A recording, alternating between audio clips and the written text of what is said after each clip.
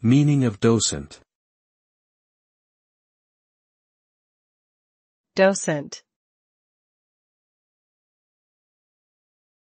Docent. Docent. Docent.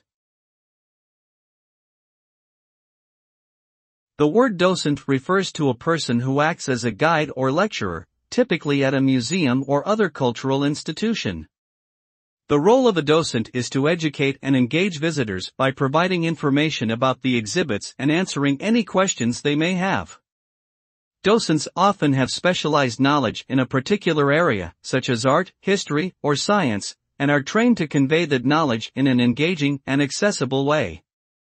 They play an important role in helping visitors to appreciate and understand the significance of the exhibits they are viewing.